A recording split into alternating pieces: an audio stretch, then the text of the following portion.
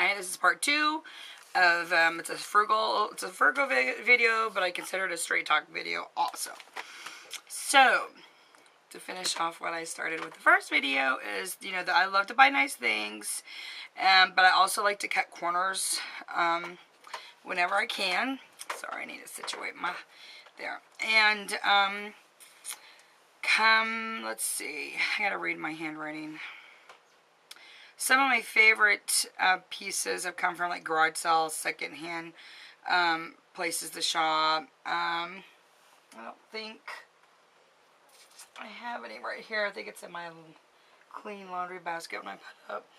But I just have so many cute pieces I've gotten, jewelry. That I just love. Clothes that I've had for years that were passed down.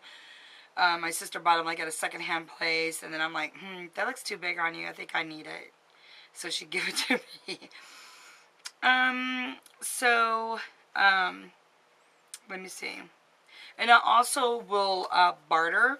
So I have like bartered daycare for like fresh ground beef. Like I had a friend that butchered a cow, and he had like tons and tons of ground beef.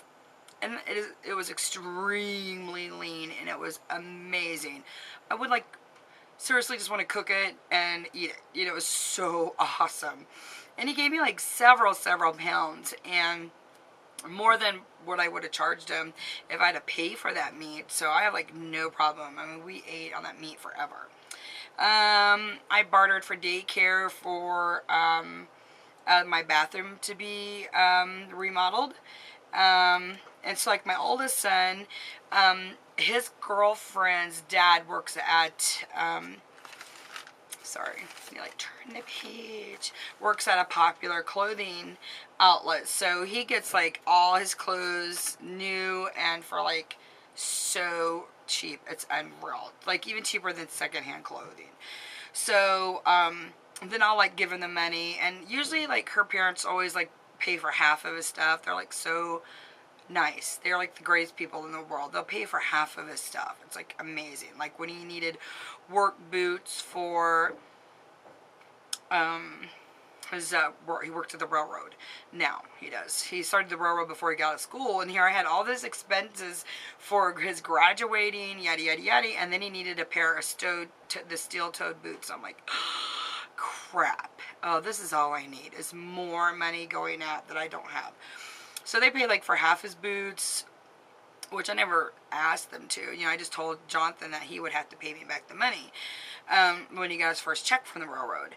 And, I may not have like the best, fanciest house or clothes or like cars, but, they're mine, and it's not like someone can come repossess them and take them away from me because, I got part of them all, like the house, a large portion of it paid off, and yada yada yada. So, it makes me feel good that's like, no, nobody can come take these things from me, and I don't have to make monthly payments on them. I don't have to worry, and if something happens, when you're sick, the first thing you worry about is, oh my god, my car payment, because I need to at least try to get to work, and if I can't work, I need to be able to get to the doctor visits if you're really sick. How am I going to make my house payment? I mean, you could do without your phones, your cable, I don't have like access to TV, like we don't watch TV programs and stuff. We watch like movies and stuff, but we don't, and we watch a lot of movies that we already have. I like watching the movies I've already watched several times. I will be comfy in my paid in full home and not have to worry so much about it when hard times come around. So I may not have the fanciest home, but I keep it as nice as I can, and I keep it up, like painted nice and the yard nice and all that, so that I'm, proud of my little home. Honestly, after 9/11, all the hardships that hit so many people, I truly, and I'm not trying to brag by any means, but I truly did not feel it. And I'm totally blessed that I didn't feel the financial crunch. The only time I felt a financial crunch was at the gas pump. Like if we were going to be going somewhere, I'm like, oh my god, it takes a lot.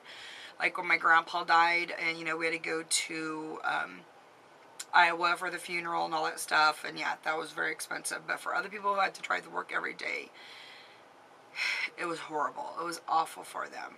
I don't have to drive to work because I work in my home, so I'm really blessed that way. I noticed that prices went up. You know, in Kansas we have a store called Aldi's, and it's like amazingly cheap and awesome products. And like when I go grocery shopping at the first of the month, I buy 2 full shopping carts, one with like your non-perishable, like canned goods, dry goods, and then another one which is freezer and cold foods. And then I spend like, you know, $250, between 200 and 250 bucks for that much groceries heaped over the cart. It's amazing. So I gotta hurry up and get this done. When I'm low on money, you know, I keep my butt out of Walmart is a big thing, because we see so many neat things at Walmart we want to buy. So I just don't go to Walmart. If my mom's going, I'll say, hey, pick me up cat food. That way I don't end up buying cat food and then kitty cat snacks and a kitty cat toy. And oh yeah, the boys need new underwear. You know, keep buying and buying and buying. Or I only take items for the cash for the items that I need. No checks, no credit cards. I only deal in cash for everything, and I use a PayPal account for online.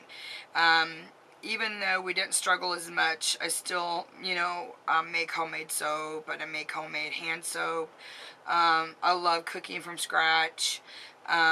A few years ago, my dad brought me home like tons of apples from my grandpa's orchard. That was when he had passed away. And other people already owned the property, but they let my dad go visit the orchard. It wasn't anything big, but it was just not that many trees, but not like a huge orchard. But they always called it their little orchard. And we had like tons of apples, and I told my dad to get all different kinds of apples. So then we peeled them all and diced them all up, and we had like those big Ziploc, you know, I don't know what size those are, a quart, the big ones. And I had like 9 or 10 of those full of chopped apples, you know, that are peeled and have cinnamon sugar all over them. And then all I like to do, and then you freeze them. All vegetables freeze.